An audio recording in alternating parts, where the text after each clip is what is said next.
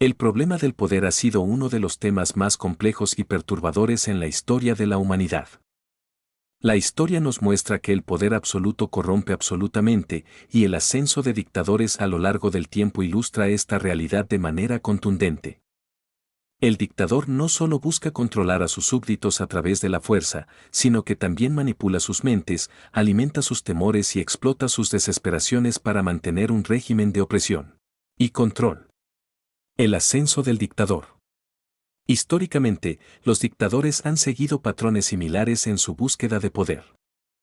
Cada uno de estos líderes ha utilizado tácticas específicas para atraer a sus seguidores y consolidar su dominio.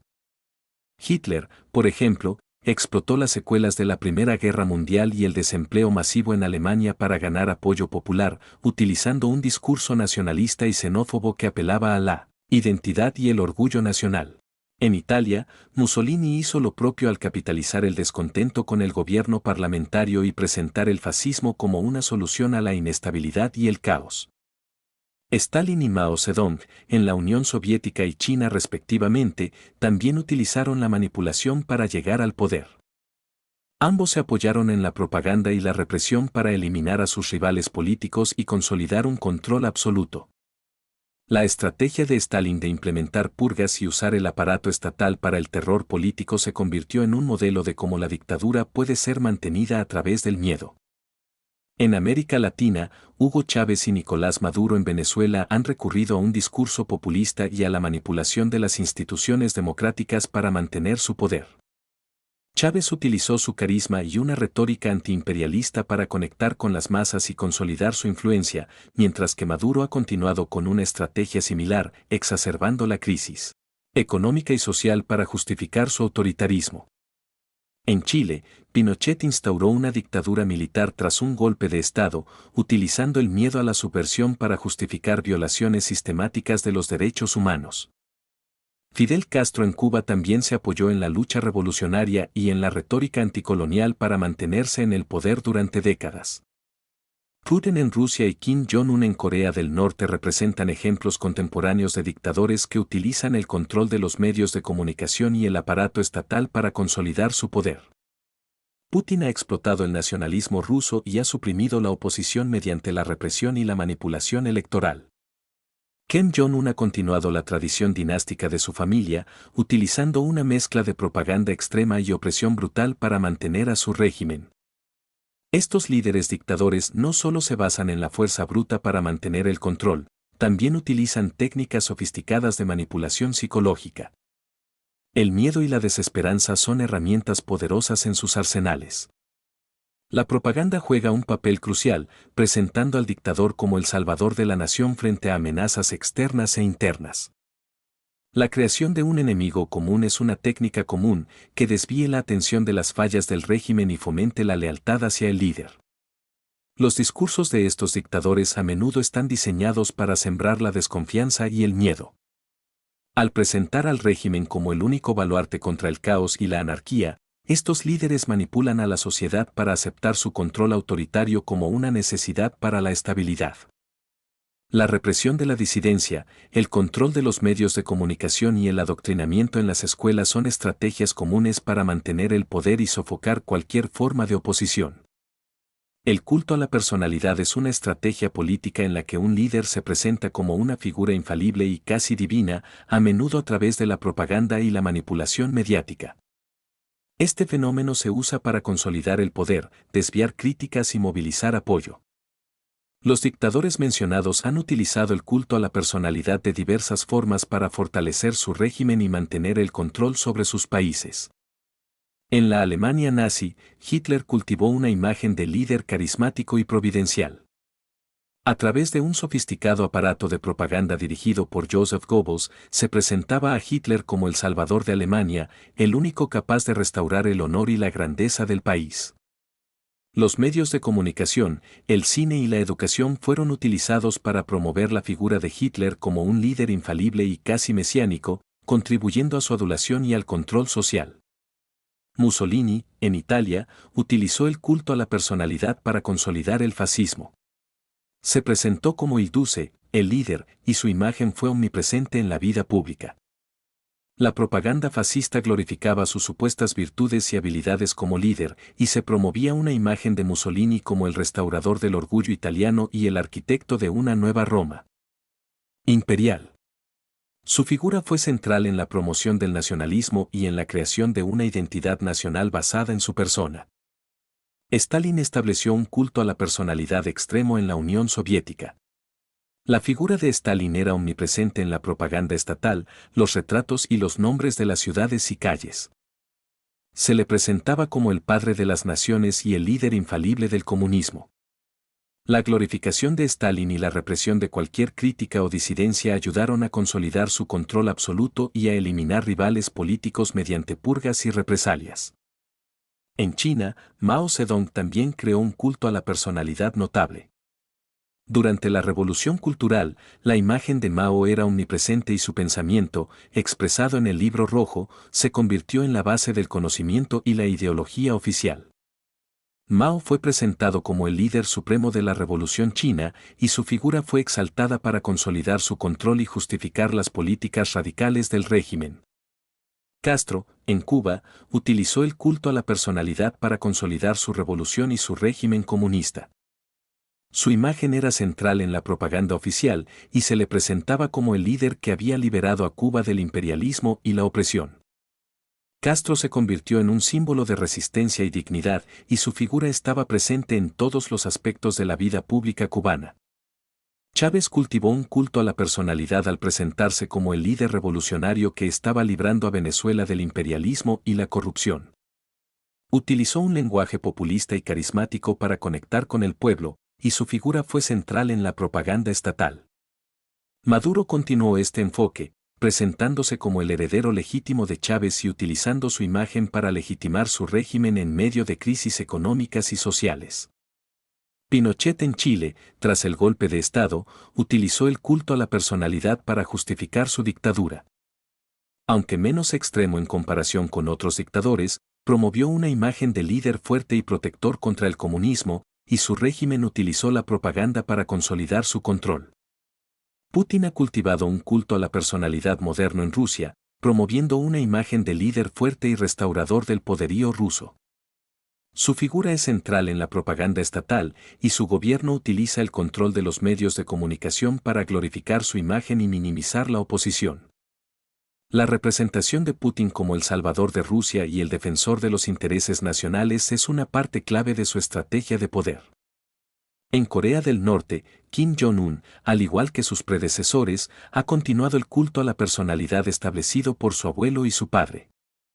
Su imagen es omnipresente y se le presenta como el líder supremo y el guardián de la patria.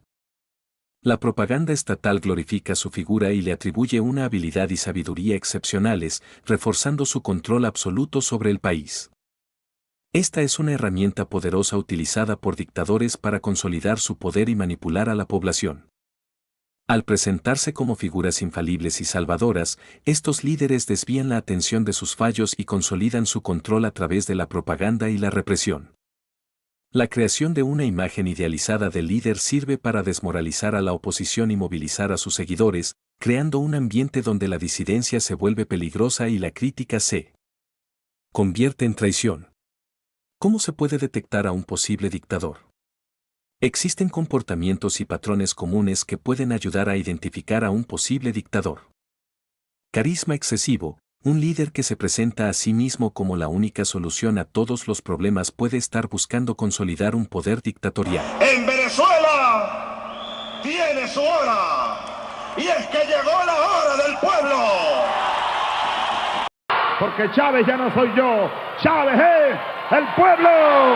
Nada ni nadie podrá evitarlo. Con la victoria del próximo domingo, nosotros vamos a garantizar que se abran las compuertas de Venezuela para la paz por 50 años, para la estabilidad, para la tranquilidad, para el desarrollo, el crecimiento.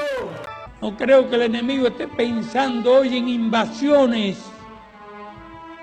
El enemigo está pensando en leyes Torricelli, leyes Helm-Burton, para agravar las dificultades del país, para promover el descontento, para promover el desorden en el país. y ha costado mucho esfuerzo, mucho trabajo y mucho sacrificio establecer, crear un país unido, crear un país ordenado, para que vengan estos bandidos imperialistas. Atacar instituciones democráticas, la erosión de las instituciones democráticas y la consolidación del poder en el Ejecutivo son señales claras de un posible deslizamiento hacia la dictadura. La Asamblea Constituyente venezolana se otorga el poder del Parlamento. Elegida a petición del presidente del país, Nicolás Maduro, aprobó con la unanimidad de sus 544 miembros quitarle los poderes a la Asamblea Nacional, que ha estado controlada durante 4 meses por la oposición. No vamos a permitir más distorsiones, más desviaciones de poder para atentar contra el Estado de Derecho venezolano. Llegó la Constituyente a poner orden, compañeros. Llegó la Constituyente a traer beneficios para el pueblo de Venezuela. La exfiscal general Luisa Ortega, que fue destituida por la propia constituyente, y su esposo, el diputado chavista Germán Ferrer, han llegado a Colombia huyendo del proceso abierto contra ellos por el régimen venezolano. Propaganda y control de medios. El control sobre los medios de comunicación y la difusión de propaganda que demoniza a los opositores son tácticas comunes. Ayer estuvo el diablo aquí.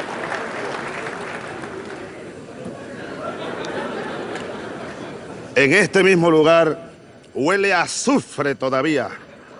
Ayer el señor presidente de los Estados Unidos, a quien yo llamo el diablo, vino aquí hablando como dueño del mundo. Un psiquiatra no estaría de más para analizar el discurso de ayer del presidente de los Estados Unidos. Habría que decirle al candidato desesperado, porque en primer lugar es eso es un símbolo de desespero, ¿ve? En el librito de las campañas electorales, siempre el que está perdiendo anda pidiendo debate. Provocación que yo no voy a responder. Águila no caza moscas. Chávez trató de analfabeta a Capriles. Es un candidato plástico, es un candidato hecho en el marketing, con un equipo de asesores. ¿Quién va a debatir contigo, muchacho? Anda, aprende a hablar primero. Métete en la misión Robinson, chico. Que tú eres un analfabeta político, majunche. ¿Qué vas a debatir tú con Chávez, chico? Que la ultraderecha, el criminal de guerra, Edmundo González Urrutia, haya llamado y haya captado en los comanditos con la demonia, la salvaje demonia de la Machado, haya captado a grupos juveniles. Fue un grupo de criminales contratados, entrenados. El 80% entrenados en campos en Texas, Colombia, Perú y Chile. Y a Milei le digo, Milei, no me aguantas un round. Bicho cobarde, traidor a la patria, no me aguantas un round. Represión de la oposición. La represión violenta de la oposición política y la intimidación de disidentes son métodos utilizados para silenciar a los críticos. El gobierno venezolano ha acusado de reprimir a la oposición. En esta ocasión ha sido el grupo Human Rights Watch quien denuncia represión sistemática e impunidad en Venezuela. Un informe explica que la magnitud de las violaciones de los derechos humanos se realizan con la participación de fuerzas de seguridad, funcionarios judiciales y pandillas de civiles. La brutal represión de las protestas en Nicaragua ha dejado ya un centenar de muertos en el último mes y medio, más de 860 heridos y 400 detenidos. Lo que comenzó el 18 de abril como una oleada de protestas contra la reforma de la seguridad social ha terminado en un clamor generalizado por la democratización del país y la salida de Daniel Ortega del poder. El pasado miércoles, la marcha del Día de las Madres se convirtió en una masacre con el asesinato de 15 personas y alrededor de 200 heridos. La situación ha sido denunciada desde el Parlamento Europeo. Las condenas han llegado también por parte de la Organización de los Estados Americanos y de Amnistía Internacional. La Unión Europea reclama la celebración de elecciones anticipadas en uno de los países más pobres de Centroamérica que vive unas jornadas trágicas.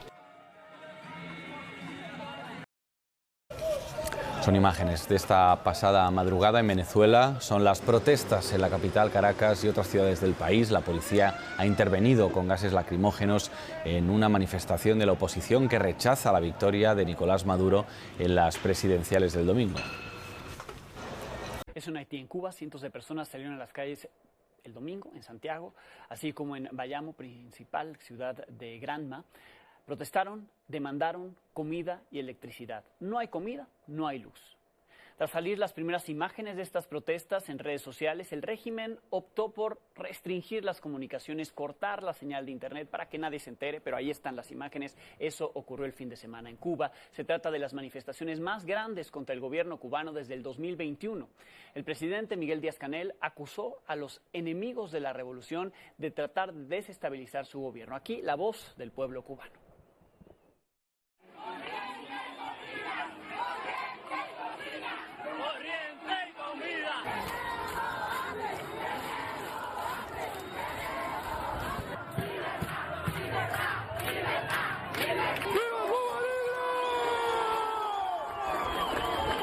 Como antes mencionado, el culto a la personalidad, la creación de un culto alrededor de la figura del líder es una técnica común para consolidar el poder y eliminar la disidencia.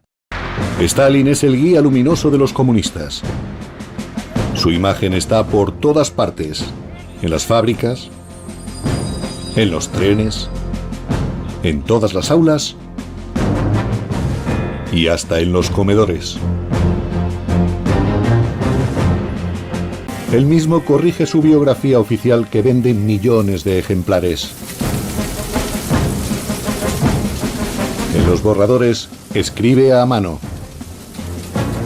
Añadan esta frase: Stalin es el mayor capitán de todos los tiempos y de todos los pueblos. Corea del Norte escenifica el dolor de un año de ausencia del querido líder, como se hacía llamar el difunto Kim Jong-il. Acostumbrados al rigor y la parafernalia del culto a la personalidad, cultivados por el único régimen comunista hereditario del planeta, millones de norcoreanos lo han dejado todo durante 3 gélidos minutos a las 12 del mediodía.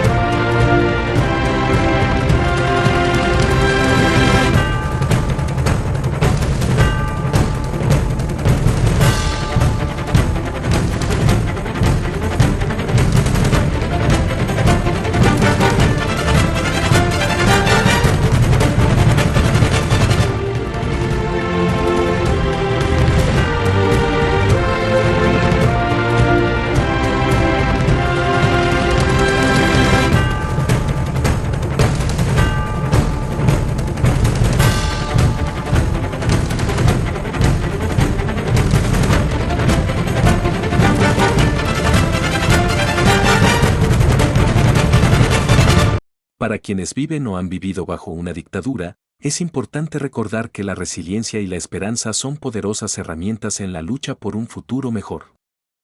Aunque el camino puede ser extremadamente difícil, la fortaleza de quienes resisten y luchan por la libertad es admirable.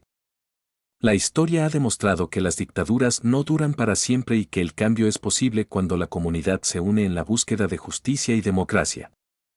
Amigos venezolanos, es vital mantener viva la esperanza y continuar luchando por un futuro en el que la justicia y los derechos humanos sean respetados. La valentía de aquellos que se levantan contra la opresión es una inspiración para todos.